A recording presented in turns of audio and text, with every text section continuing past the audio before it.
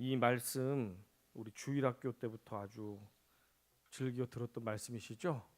네, 저도 이 말씀으로 연극도 했던 것 같은데, 네, 아주 우리가 잘 알고 있는 말씀입니다.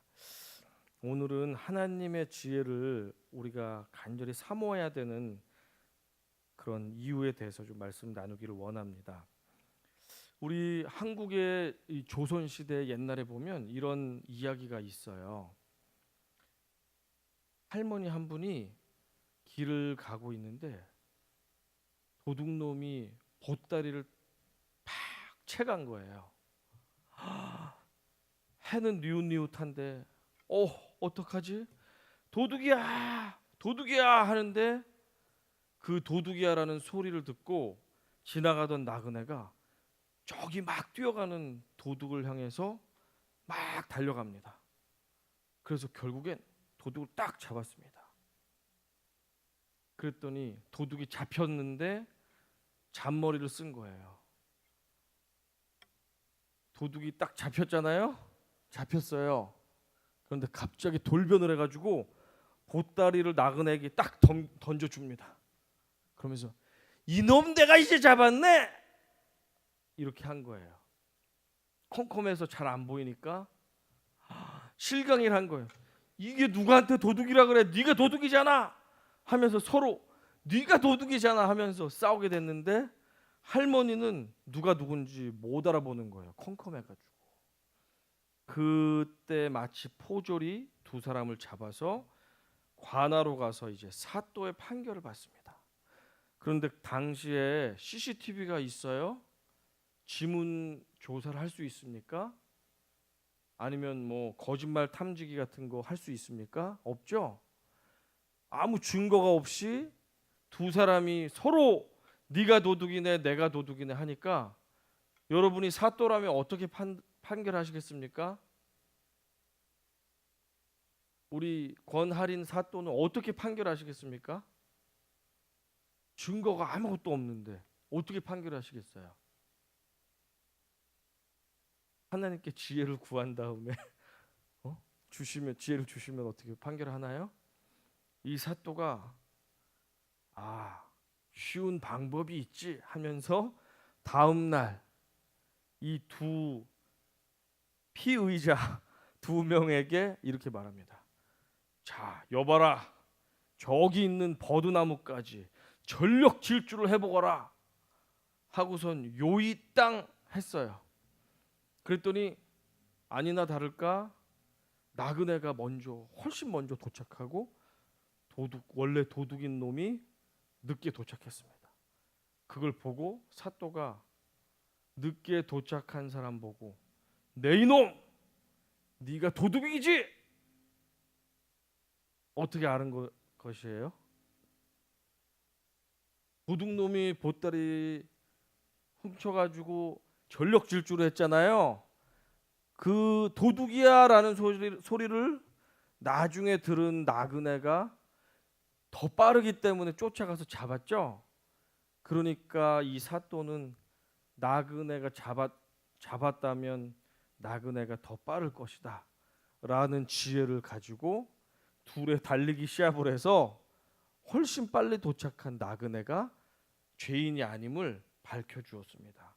이것을 보면서 그 마을 사람들이 탐복을 하면서 역시 우리 사또 지혜롭다고 감탄을 했다는 동화 이야기가 있어요. 어떠세요? 여러분이 사또라면 이럴 때 어떻게 해결했겠습니까? 더 그럴듯하게 연기하는 사람에게 쏘가가지고 죄 없는 사람 감옥에 막 10년씩 가두고 여러분 그러면 안 되잖아요. 그죠? 증거가 없는데 살다 보면 우리가 이것이 옳은지 저것이 옳은지 이 길이 맞는 것인지 저 길이 맞는 것인지 이 사람을 믿어야 될 것인지 저 사람을 믿어야 될 것인지 구별이 안 갈 때가 많습니다. 그렇죠? 살다 보면 오히려 가짜가 더 진짜 같아요. 그리고 잘못된 길이 더 좋아 보이고 더 발전 가능성이 있어 보이고 그렇습니다. 그러나 하나님의 생각과 계획은 다를 수 있다는 사실.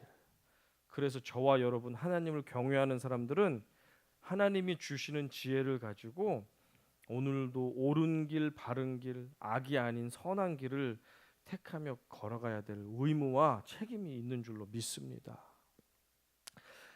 이렇게 한국에만 지혜로운 사람이 있었냐 했더니 저 태평양 건너 미국에도 아주 지혜로운 사람이 있었어요. 1935년 1월에 대공황이 아주 한창이던 시기에, 굉장히 어려운 시기죠. 대공황 다 실업자 되고 IMF 우리 시기처럼 굉장히 어려웠던 시기가 있었는데, 그때 뉴욕에 어떤 할머니가 빵을 훔치다가 잡혔는데 빵집 주인이 가뜩 먹고 살기 어려우니까 할머니라고 해도 봐주지 않고 용서하지 않습니다. 그러면서 이렇게 말합니다. 존경하는 재판장님, 이 뉴욕시가 이런 좀도둑 때문에 법 질서가 흔들려서야 되겠습니까? 엄하게 이 법을 심판해 주셔서 사람들이 법이 무서운 걸 알게 해주세요 하면서 빵집 주인이 할머니 불쌍한 생각은 안 하고 엄중한 처벌을 요청합니다. 그런데 이 판사가 어떻게 되겠어요? 인간적으로는 할머니가 어때요? 오죽하면 빵을 훔쳤겠어요. 할머니 이야기를 들어보니까 자기의 딸은 병이 들어서 누워있고 실직한 사위는 집을 나갔는데 소식이 없고 손자 손녀가 굶고 있는 모습을 도저히 볼 수가 없어서 빵집에서 이렇게 해서는 안 될 짓을 했다라고 선처를 구합니다. 여러분이 법관이면 어떻게 되겠습니까? 어떻게 하시겠어요? 법은 공명정대해야 되는데 불쌍하다고 해서 여러분 그냥 그럼 돌아가세요 하면 되겠어요? 공명정대하게 해야 되잖아요. 이 지혜로운 재판관이 어떻게 판결을 내냐면, 지금 이 할머니의 죄는 당시 1935년도 벌금 10만 원, 10달러, 오늘날로 한 100만 원 정도, 10달러 아니면 구류 10일 형에 처한다 라고 판결을 내렸습니다. 할머니가 10달러가 있으면 빵을 사서 가지 왜 훔치겠습니까? 그냥 감방에서 열흘 동안 잡혀 있어야 되는 상황인데, 그런데 이 재판관이 어떻게 하냐면 자기 주머니에서 수표책을 꺼내요. 미국에는 수표책이 있잖아요. 책이 있어요. 이렇게 수표책. 그래서 쭉 찢어가지고 금액을 쓰고 사인을 하고 받는 사람 이렇게 이름을 쓰면 이게 그냥 금액을 효력을 발휘해요. 왜냐하면 신용사회이기 때문에 100달러 권하영에게 이렇게 받는 사람 내 사인을 하면 그게 100달러와 똑같아요.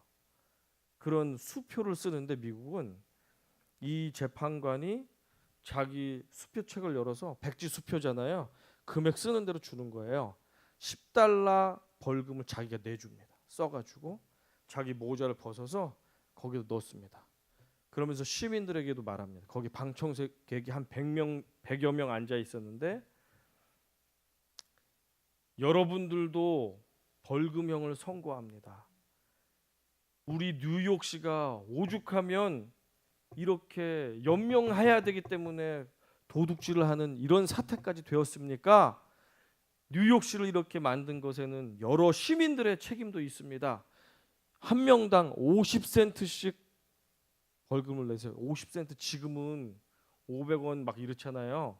그 당시 한 5만 원 정도 금액이 인플레이션이 돼서 내십시오. 모자를 돌렸습니다. 저마다 군소리 안 하고 냅니다. 다 거두니까 47달러 50센트가 거쳤어요. 거의 100명이 벌금을 동참했습니다. 이 재판관이 할머니에게 이렇게 말씀합니다.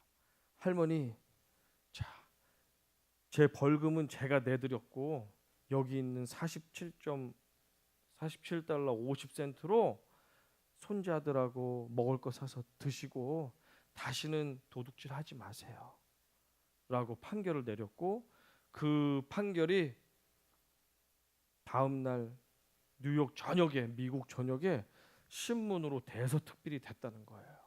그러면서 뉴욕 시민들이 야, 이렇게 똑똑한 지혜로운 재판관이 있느냐 하면서 박수를 막 쳤다고 합니다. 그의 이제 얼굴 한번 볼 텐데 한번 보여주세요. PPT. 네. 이거 아닌 것 같은데 맞아요? 네. 이거 내가 준비한 거랑 사진이 달라졌는 것 같은데 이거 아닌 것 같은데 하여튼 네. 갑자기 왜 얘가 나왔지? 하여튼 이 사람이 이름이 누구냐면 피오렐로 라과디아라는 뉴욕시 시장을 3번 연임한 그런 이태리 사람 출신의 시장이에요. 라과디아라는 사람인데 옛날에는 이태리 이민자들이 백인이긴 한데 백인 중에서 사람들이 좀 천대하는 사람들이 이태리 계통 사람인데 이 사람도 이태리 출신이라서 굉장히 핀잔도 많이 받고 멸시도 받고 그랬던 사람입니다. 그리고 뉴욕 시장이 된 다음에 약속한 대로 마피아를 소탕했어요. 마피아가 주로 어디 출신이에요? 이태리 출신이죠. 마피아들이 자기 동족 사람들, 깡패들, 갱스터들을 소탕하는 일도 하였고, 그래서 뉴욕 시민들이 이 사람을 리틀 플라워라는 별칭을, 작은 꽃이라는 별칭으로 불러주면서 그를 아주 존경했다고 합니다. 그래서 뉴욕에 가면 라과디아 공항이라는 이름까지도 그를 기념해 가지고 공항 이름도 그렇게 세워줬대요. 이렇게 지혜가 있다면 공경에 처한 사람도 우리가 공의로 대하지만 또한 사랑으로 그를 또 돌보며 섬길 수 있는 것도 지혜가 있을 때 가능한 줄로 믿습니다. 이러한 지혜가 우리 한국 조상들만 있는 것도 아니고 서양 사람만 있는 것도 아니고 몇천 년 전에 우리에게 기록해서 전해주신 오늘 읽었던 성경에도 나와 있습니다. 성경 오늘 열왕기상 3장을 보면 솔로몬이 왕이 된 다음에 어려서 왕이 됐어요. 약 20살 정도의 왕이 되었는데 왕이 된 다음에 너무 겁이 납니다. 그런 가운데 기브온의 산당에서 여호와 앞에 1천 번제를 드립니다. 1천 번제가 1000일 동안 드렸는지 1000마리 소를 드렸는지 명쾌하게 성경이 말하고 있지는 않지만 1천 번제를 드렸어요. 그러면서 예배를 드리면서 거기서 잠이 들었는데 꿈에 하나님이 나타나서 물어봅니다. 내가 네게 무엇을 줄꼬? 우리 사모님, 하나님께서 오늘 밤에 꿈에 나타나셔서 경수가 내가 네게 무엇을 줄꼬? 할 때 정말로 뭘 달라고 하시겠습니까?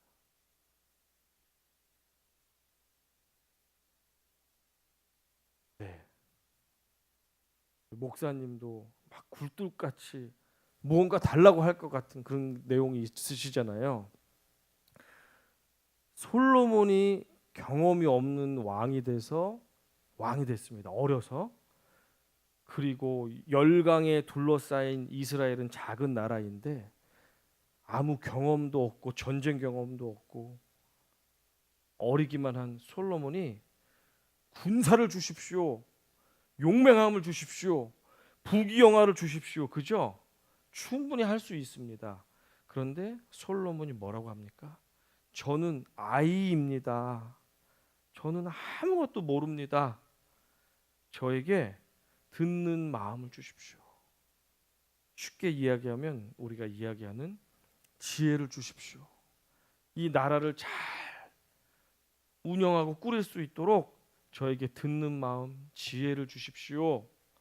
라고 꿈속에서도 그렇게 하나님께 대답하는 솔로몬의 아주 귀한 모습을 볼 수 있습니다. 그리고 나서 꿈이 깼습니다. 그랬는데 꿈이 깨기 전에 어떻게 됐죠? 하나님이 기뻐하면서 네가 부귀영화와 많은 것들 바랄 수 있는데 네가 나라를 생각하면서 지혜를 구했구나. 내가 지혜도 주고 네가 구하지 않은 부귀영화도 줄게. 구하지 않은 것 팍팍 줄게 하면서 응답을 해준 다음에 꿈이 깼어요. 그리고 그 꿈이 어떻게 됐을까요? 어떻게 됐을까요? 그 꿈이 이루어지게 되었습니다. 어떻게 이루어졌냐면 오늘 읽은 본문에서 정말로 하나님께서 지혜를 주셨는지 안 주셨는지 오늘 읽은 본문이 말씀하고 있는데 어때요? 지혜를 주셨나요? 지혜를 주셨죠. 두 창기가 있어요. 몸을 팔아서 하루 먹고 사는 그 불쌍하고 천박한 여인 두 명이 있는데 당시에는 의학 기술이 없다 보니까 이 일에 종사하다 보면 막 애가 생기는 거야. 그죠? 이 직업적으로 의학 도움을 받을 수 없다 보니까 이 일에 열심히 종사하다 보면 아버지를 모르는 애를 막 갖게 되고 이런 불쌍한 여인인데 둘이 엇비슷하게 3, 4일 차이로 아기를 낳은 거예요. 그래서 서로 한 집에 살면서 의존하면서 그래 우리가 비록 몸은 팔지만 우리 애들 잘 키우자 하면서 그렇게 열심히 살았던 것 같은데 아마 한 여자는 조금 비만이었던 것 같아. 그냥 추정할 때 비만이란 말은 없지만요. 그래서 한 명이 자다가 애를 깔아 뭉갰는데 애가 바둥바둥 살려줘 하는데도 너무 살이 많다 보니까 아마 느끼지 못했나 봐요. 애가 질식해서 죽을 때까지 엄마는 그냥 꿈나라에서 퍼질러 자고 다음 날 일어나 보니까 애가 죽어 있어서 옆에 사람 살아있는 애랑 바꿔치기 하고 그랬는데 이 엄마는 아무리 봐도 내 애가 아닌데 저 죽은 애가 산 애가 내 애인데 하면서 싸움이 나는데 해결이 안 되니까 재판정까지 오게 되었습니다. 그런데 감사하게도 일반 그냥 재판관이 보는 게 아니고 누가 봅니까? 재판을? 왕이 바쁘신 왕이 저 서민 중에 그냥 천민 같은 창기들의 재판까지도 보는 모습을 우리가 볼 수 있어요. 높은 사람이지만 저 하찮은 것 같이 여겨지는 사람들에게까지도 수고하는 모습을 볼 수 있습니다. 그러면서 그렇게 이런 일 때문에 우리가 이 아이가 주인이 누군지를 알기 위해서 왔습니다. 라고 분쟁이 나니까 솔로몬이 어떻게 합니까? 하나님이 지혜를 주셨는지 안 주셨는지 여기 알 수 있죠? 여봐라 칼을 가져오너라 하니까 신하가 그냥 칼을 이렇게 보름달 만한 칼을 가지고 와가지고 사람 몸집만한 칼을 가져와가지고 예 여기 있습니다. 자 아이를 정확하게 반으로 나누어라. 잘라라.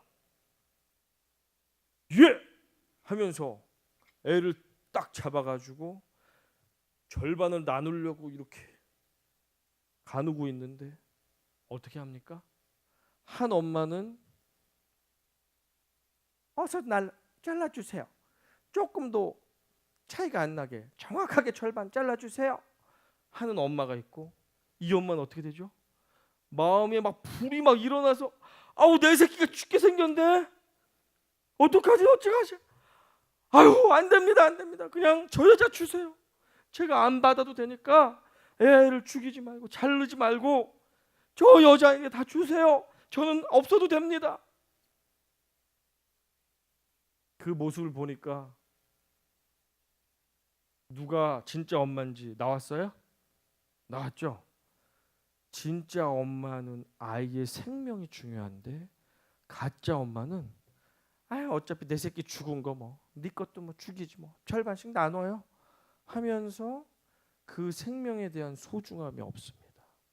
그런데 이 솔로몬은 하나님께서 지혜를 부어주셨기 때문에 그 지혜를 가지고 그 순간을 놓치지 않고 진짜 엄마의 태도와 가짜 엄마의 태도를 정확히 분별해서 가짜를 딱 분별해냅니다.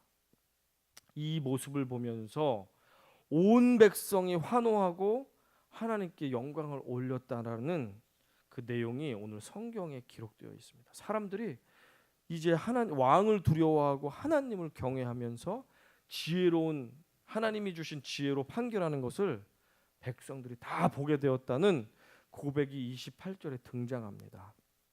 여기서 우리가 필요한 게 우리 광교 사랑의 교회 빈좌석에 많은 사람도 앉아야 되겠고 또 헌금도 많이 들어와야 되겠고 또 제자 훈련과 여러 프로그램도 계획하는 것들이 많이 있어야 될 줄로 우리가 믿습니다. 그런데 그것에 앞서서 하나님이 주시는 지혜가 있다면 우리가 하나님이 주시는 지혜와 분별력으로 이 교회를 섬기고 나아간다면 성도들은 오지 말라 그래도 올 것입니다. 프로그램은 우리가 열심히 인간적으로 준비하지 않아도 자연스럽게 아주 귀하고 좋은 프로그램으로 치유와 회복과 제자들이 훈련될 것입니다. 무엇보다도 중요한 것은 여러 가지 방법이라든지 여러 가지 사람이라든지 먹을 것, 마실 것, 입을 것 우리가 눈으로 보이는 무엇이 필요한 것이 아니라 하나님이 주시는 그 마음, 하나님의 음성을 듣고 하나님의 말씀에 순종할 수 있는 듣는 마음을 우리가 주님께 간구하기를 소망합니다. 주님께서 우리에게 지혜를 주신다면 아무 소망이 없는 상황에서도 돌파할 수 있는 길을 열어주실 것입니다. 이 길이 옳은지 저 길이 옳은지 알 수 없는 상황 가운데 한계를 결정해야 될 때 하나님께서는 하늘의 지혜를 주셔서 우리가 바른 길을 결정하고 선택하며 나아갈 수 있도록 우리의 발걸음을 인도해 주실 것입니다. 아멘. 그래서 우리는 다른 방법론이 필요한 것이 아니고 전도 세미나를 가서 수료증을 받는 것이 중요한 것이 아니라 하나님이 우리의 사역과 삶과 인생과 우리 가정에 어떻게 하기를 원하시는지 하나님의 마음을 듣는 그 마음이 우리에게 필요한 줄로 믿습니다. 주님의 마음을 우리가 들을 수 있다면 주님의 지혜를 우리가 받을 수만 있다면 그 다음에 문제는 해결된 줄로 믿습니다. 잠언 9장 10절에 보니까 이렇게 말씀하고 있습니다. 여호와를 경외하는 것이 지혜의 근본이요 거룩하신 자를 아는 것이 명철이니라. 다시 한번 고백할까요? 여호와를 경외하는 것이 지혜의 근본이요 거룩하신 자를 아는 것이 명철입니다. 아멘. 우리가 여호와를 경외할 때 지혜를 주실 줄로 믿습니다. 야고보서 1장 5절에서는 더 적극적으로 지혜를 구하라고 말씀하는데 너희 중에 누구든지 지혜가 부족하거든 모든 사람에게 후히 주시고 꾸짖지 아니하시는 하나님께 구하라 그리하면 주시리라 라고 약속하셨어요. 저와 여러분 지혜가 필요하지 않습니까? 학교 생활하는데 시험 보는데 또 진로를 위해서 그죠? 여러 인생살이 가운데 친척들과 형제 자매들과의 관계에서도 지혜가 필요합니다. 우리 성도들 간의 관계에서도 말 한마디로 이 사람이 실족하기도 하고 이 사람이 기분이 좋고 격려받아서 세워지기도 하고 신앙생활 하는 데서도 정말 하나님의 지혜로 살아가는 것이 얼마나 중요한지 우리는 보게 됩니다. 또 세상살이를 할 때 어떻습니까? 전화 한 통화 잘못 받으면 악한 사람들이 보이스 피싱을 해가지고 통장에 있는 돈을 하루아침에 다 털어가기도 합니다. 그렇죠? 물건 싸게 사는 것 같이 했는데 알고 봤더니 그거는 이것만이고 이건 별도예요 하면서 계약서 쓴 거랑 다르게 막 추가로 비용이 많이 드는 일들도 생기고 우리가 자칫 잘못하면 눈 감고 눈 뜨고 코 베어가는 세상이 이 시대가 되었습니다. 그래서 우리는 신앙생활을 할 때도, 가정에서 가족들과 잘 지낼 때도, 교회에서 성도들하고 교제할 때도, 인생을 살아갈 때도, 학교 생활을 할 때도 하나님이 주시는 지혜가 없이는 건강하고 온전하게 살아가기가 참 어려운 시대가 되었습니다. 그래서 우리는 지혜가 누구보다도 필요한 존재가 되었습니다. 그렇다면 이 지혜는 누가 주실 수 있습니까? 우리 하나님 아버지께서 주실 수 있죠. 우리 하나님 아버지이신 예수님께서 얼마나 지혜로우셨는지 마태복음 22장 15절부터 22절 말씀 한번 우리 준비되었으면 같이 읽어보겠습니다. 마태복음 22장 15절부터 22절까지 말씀. 22장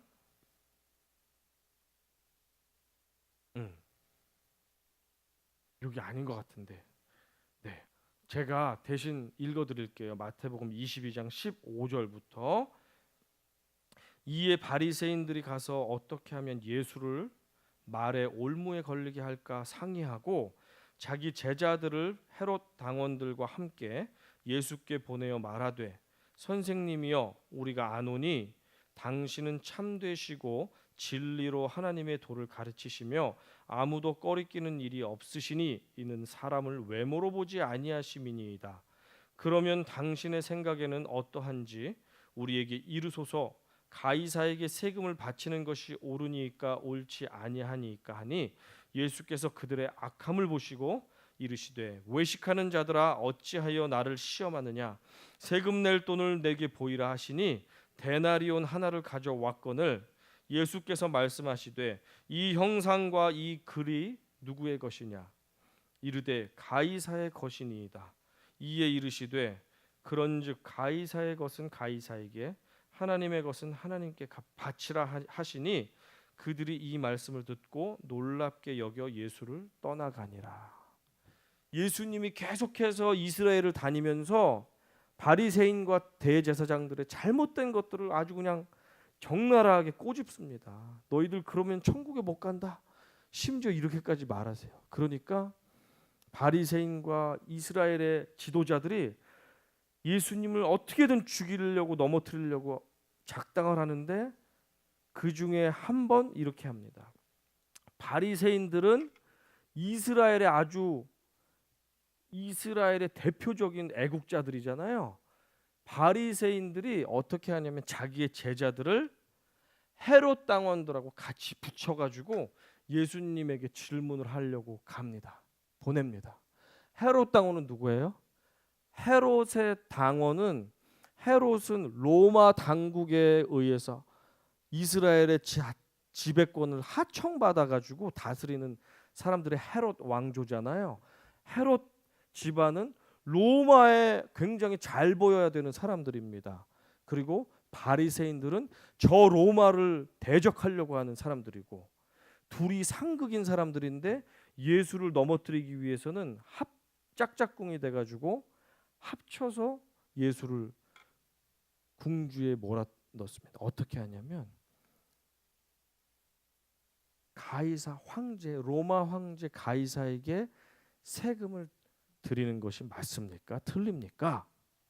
옳습니까? 옳지 않습니까? 맞다고 하면 어떻게 됩니까? 가이사에게 세금 바쳐야지. 그러면 어떻게 됩니까? 바리새인을 비롯한 유대주의자들은 어떻습니까? 저런 유대인, 이 나라를 메시아가 와서 독립을 하고 우리가 저 로마를 정복해야 되는데, 로마 황제, 저 신이라고 하는 황제에게 세금을 바친다고 하면서 반발하겠죠. 그러면 세금을 바치면 안 되지 라고 하면 어떻게 됩니까?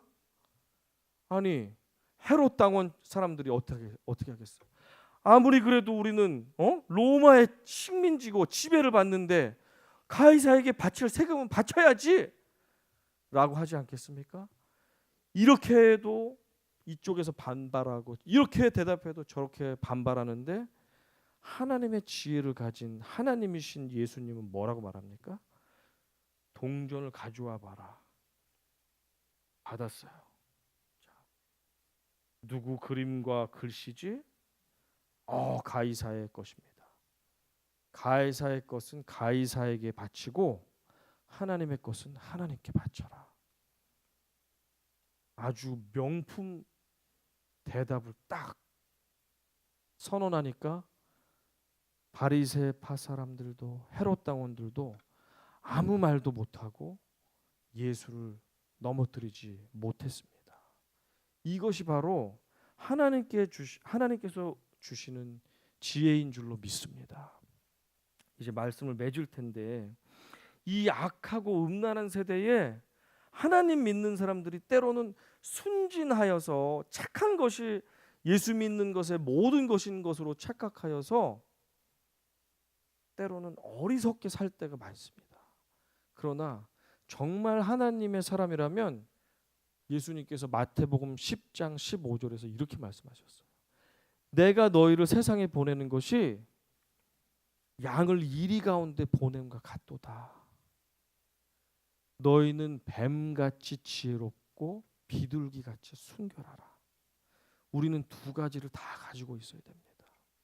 첫 번째로 비둘기같이 거룩하고 순결해야 되겠죠. 하나님의 사람이 순결하지 않고 거룩하지 않으면 그것은 하나님의 사람이 될 수 없을 것입니다. 그러나 동시에 하나님의 사람은 지혜로워야 됩니다. 뱀처럼 지혜로워야 됩니다. 교활하고 악랄하고 그런 것이 아니라 하나님이 주시는 지혜를 가지고 이 악한 세대에게 잡혀 먹히지 않도록 우리는 지혜로워야 됩니다. 지혜로워야지 이 악한 세대를 우리가 인도할 수 있고 선한 길로 우리가 돌아오게 할 수 있습니다. 그래서 바라고 원하기는 예수님께서도 우리에게 말씀하셨듯이 우리는 뱀같이 지혜롭고 비둘기처럼 순결한 저희들이 되기 원합니다. 이 밤에 우리는 솔로몬처럼 간구하기 원합니다. 하나님, 내가 여러 가지 필요한 것이 있습니다. 물질의 필요도 있고 동역자의 필요도 있고 건강도 필요합니다. 하나님, 이것 필요한 것이 많습니다. 그러나 오늘 밤만큼은 하나님이 주시는 지혜를 받기 원합니다. 듣는 마음을 주시옵소서. 하나님이 우리에게 지혜로 주시면 우리가 그 말씀을 아멘으로 받고 그것에 순종하겠습니다. 지혜를 주시옵소서 라고 고백하는 이 밤이 된다면 하나님께서 우리가 구하지 않은 것까지도 당신의 마음에 합한 저와 여러분 모두에게 모든 것으로 후히 채워주실 줄로 믿고 소망합니다. 아멘.